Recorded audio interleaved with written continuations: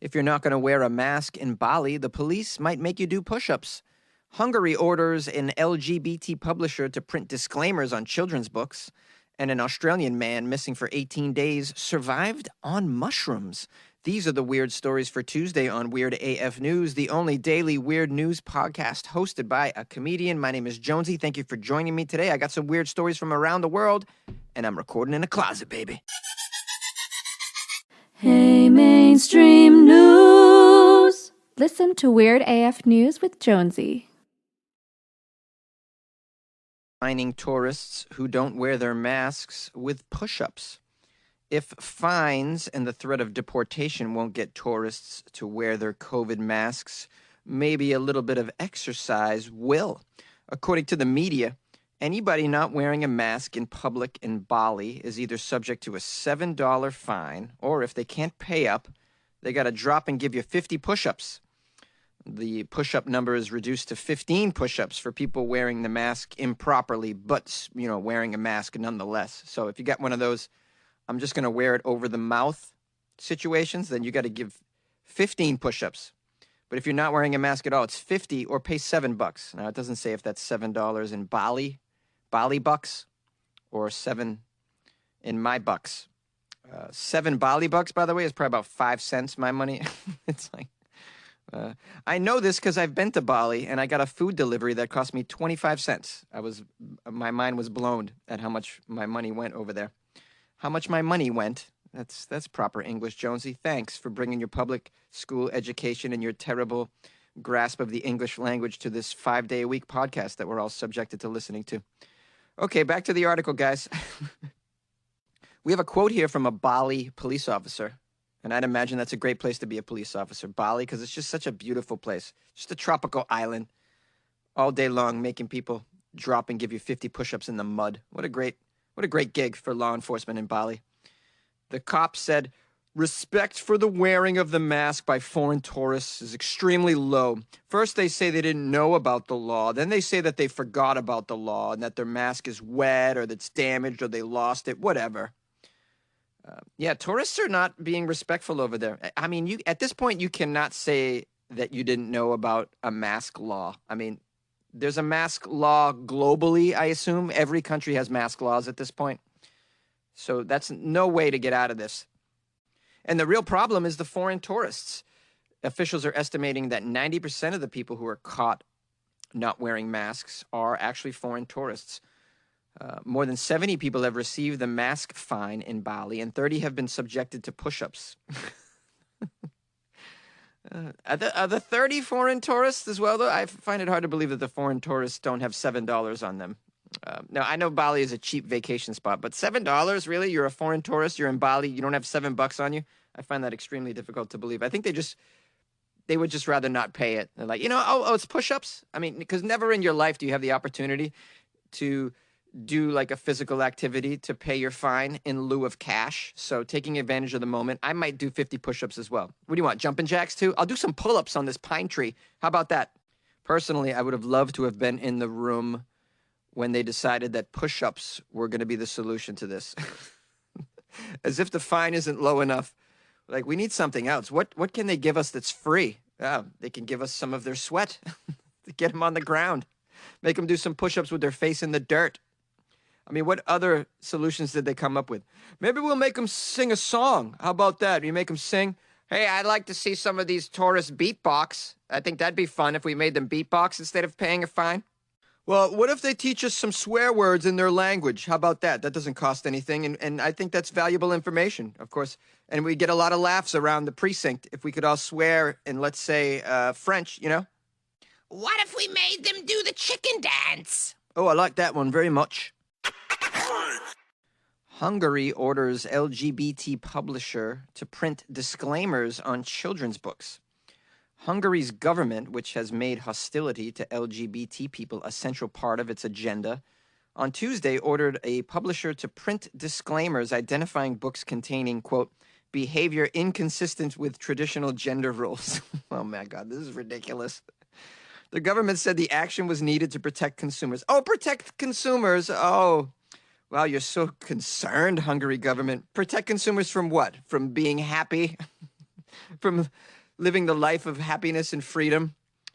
The dangerous ideas that are located within the confines of this LGBT children's book. My goodness, protect the children from these things. Universal love and other principles. The government says the action was needed to protect consumers after some association for lesbian, bisexual, and trans women published a fairy tale anthology titled Wonderland is for Everyone, which included some stories with LGBT themes, which is totally fine. I don't see what the big deal is. This is a problem with the Hungary government, which I wasn't so familiar with. It sounds terrible. This book, whose authors say is intended to teach children to be respectful of people of all backgrounds, features a tale of a doe who was granted a wish to become a buck, and a poem about a prince who marries another prince. Other stories depict minorities in a positive light, including Roma. I don't know what that is. Roman? No, it just says Roma. Roma and disabled people. The character Snow White is renamed Leaf Brown and has dark skin. Here is a quote from the government office. The book is sold as a fairy tale, called so on its cover and designed accordingly, but it hides the fact that it depicts behavior inconsistent with traditional gender roles.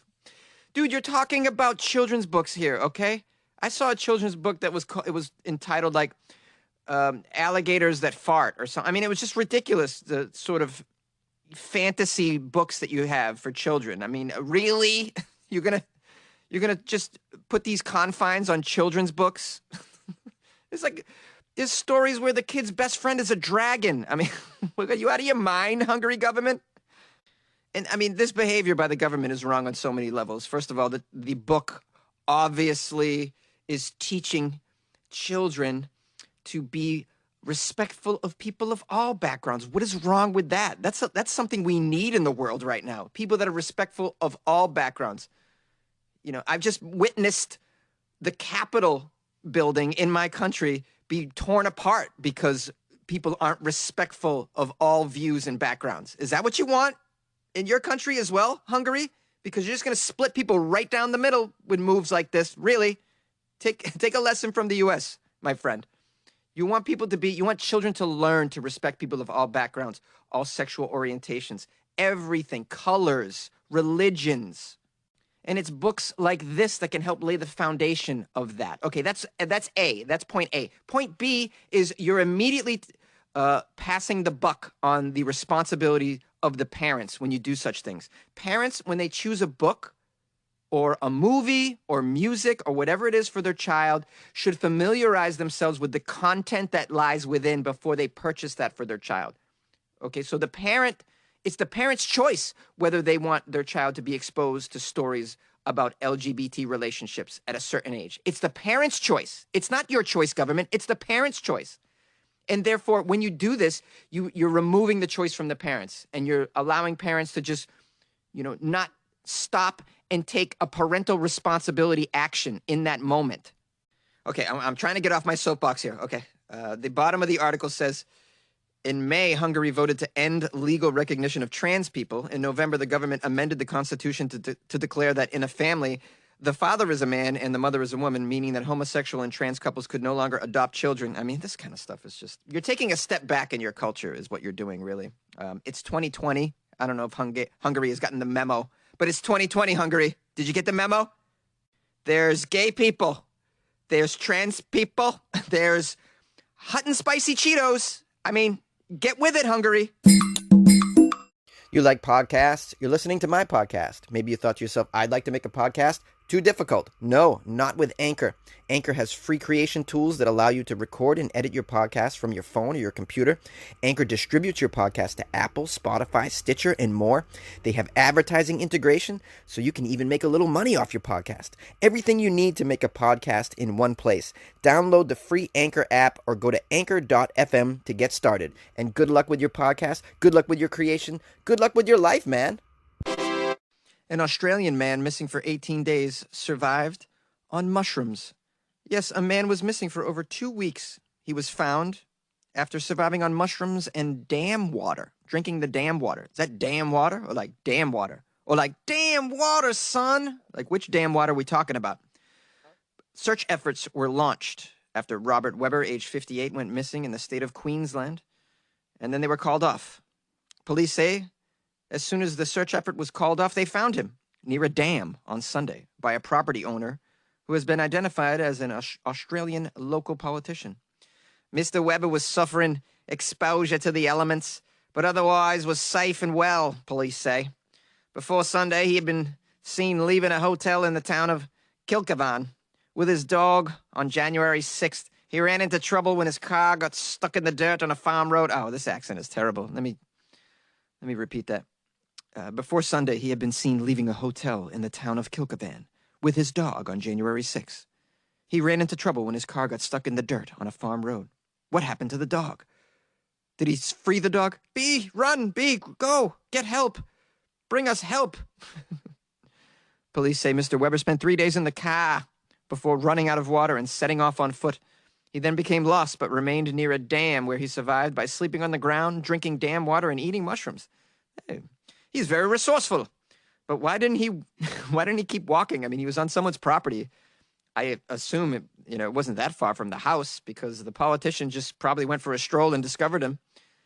An extensive air and ground search was suspended, though, after failing to find him during the first 18 days. But local property owners and the police were told, keep an eye out for this guy. Now, a politician named Tony Perrett and his wife were reported to have found Mr. Weber on Sunday, only 2 miles from where his car had been discovered after searching their cattle farm. Here's a quote from Mr. Perrett. He was sitting under a tree near a dam waving at us. We've been past this dam on numerous occasions over the last week or so, and when we saw him there, it was just quite extraordinary, really. He'd been sitting there. He's just waving. Hey, over there. I'm almost dead. Help me, I've been living on mushrooms and I'm losing weight rapidly. I'm tripping balls over here near the dam. I thought the dam was a UFO for the longest time. But now I see that it's just a dam. Could you save me, please? Mr. Weber's dog has not been found, the article says. My goodness, how do you not find the dog? Guys, get on the case for the dog, the poor dog. The dog's not going to live on shrooms and dam water. The dog was like, what are we eating? I'm out of here, bro. I will see you later. No, you stay near that dam and eat the mushrooms, bro. All right? I'm a dog. I don't eat mushrooms, okay? I'm going to go try and catch something that's tasty. I'll see you later, bro. Or maybe the dog found the opportunity just to bounce on this guy forever. Oh, this guy always getting lost in the woods. Not this time, buddy. Not this time. I'm out of here. Oh, man. It's eating mushrooms. The last time we spent 5 weeks eating sprouts. I'm not doing that again, Robert. I'm out of here. Yay! Hey, what's up, everyone? Thanks for listening to another episode of Weird AF News. You could be doing anything, but instead you listened to this, and I am grateful. I have so many shout-outs to give, starting with an email I got. Vivian Steele wrote me a lovely email with the title, You Deserve Way More Recognition and Money Than a Lot of So-Called Influencers, which is sweet. Thank you. I agree. I deserve more recognition than influencers, but, they're very attractive, and I'm not so. So they get that. The email from Vivian, which is wonderful. Just to say I love your weird news and listen every day. You make the world a nicer place for sure. I'm from Blackpool, UK, so letting you know that chock-a-block means very full, hardly any room. And Zimmer frames are what you call walkers. And there's nothing wrong with queuing, LOL. It's a fab word. Your song about hunting Bigfoot was totes hilaire, i.e. totally hilarious. If you are posh, which I'm not. And finally, I'm impressed that you know Frank Zappa as you are so young. I discovered weird news by accident on my Google Home, and it makes my day in these depressing times. Thank you for what you do. Thank you for what you do, Vivian Steele, which is, make people smile with your amazing emails. And that's exactly what I did when I read this, so I appreciate that. I got a new patron named Michael Conroy. Thank you for joining the Patreon, Michael Conroy. Michael Conroy joined the Patreon. Sing it, Michael Conroy joined the Patreon. He joined it. Enjoy the extra content. Michael Conroy, enjoy the extra content. Michael Conroy is the bomb. Michael Conroy, you are the bomb for joining the Patreon. Enjoy the extra weird content that lies therein. Also, what do we have here? Oh, then I got some people who reached out on Instagram. So here we go. Instagram people. Brina from the UK. She wrote, I have a small group of friends listening from Cheltenham. And she asked if I believe in Bigfoot. Well, shout out to you, Brina, and everyone listening in Cheltenham, UK. I'd love to hang out with you guys. Maybe someday I'll make it over there. Save me a seat in Cheltenham is what I'm saying. She asked if I believe in Bigfoot, and I said no. I answered that in the episode yesterday. I hope you guys enjoyed the Bigfoot song. By the way, it was stupendous. Okay, then what else do we have here? Jessica Avia from SoCal. Just a big what's up to her. Scott and Jenny from Lincoln, UK. Scott wrote, me and the missus listen to Weird AF News every night in bed. I love counting down the days till Florida Friday. You make our day every day, my friend. You make my day, Scott and Jenny, for being fans of the show and sending me a nice message. Then I have Logan and his mother, Maria, from South Carolina. He writes, love your podcasts. It's our morning routine. We listen while Mom is getting ready for work and I'm getting ready for my college classes. Oh, I'm just so humbled and grateful to be part of your day. Thank you so much, Logan. Shout out to Logan and Maria in South Carolina. Also, a big shout out to Mark Lear in New York. And then we have Yami Rotten from Akron, Ohio, who wrote, thank you for brightening my mornings, especially in times like now. You've given me reasons to smile and laugh in times where I didn't think I could, which is like the sweetest thing, man. Oh, that's just so lovely. Thank you, Yami, for reaching out with that nice note. Also, Adelina in the UK. Big shout out to Adelina. She wrote, I love Weird AF News. I listen to it every morning. It literally makes my day. Thanks. And you literally made my day, Adelina, with your kind message of support. Also, shout out to Allison from Halifax, Canada. Love my Canadians. Also, we have Sarah P. from Texas. Big shout out to Sarah P. from Texas. Jorge Bogota in Colombia. I mean, tremendous that I have a fan in Colombia. I never thought in a million years I'd have someone listening from well, I said Bogota. It's Bogota, right? Did I get that? Bogota. Pfft. So stupid. There was someone named Abe Bogota, though. That's what I was thinking of. Was that an actor? I can't remember. Bogota, Colombia. Please forgive me. Jorge, I appreciate you. Jorge wrote, I'm a big fan, especially Florida Friday. Look at that. I'm spreading the Florida news all the way to Colombia. Isn't that amazing? Aren't you guys happy that I'm spreading the culture of degeneracy down to... Oh, man. Imagine I spread like the news of Florida everywhere, and every place that starts to learn about Florida gets like contracts a meth addiction. Oh, man, that's terrible. I have nightmares of such things. I could never live with myself. Okay, well, thank you guys for reaching out. You can do so by sending an email to funnyjones@gmail.com, or on Instagram, it's @funnyjones. You can be like Michael Conroy and join the Patreon by going to patreon.com/weirdafnews or going to weirdafnews.com. As always, you can call the show too if you want to, say something. 646-450-2012. Phone lines are open.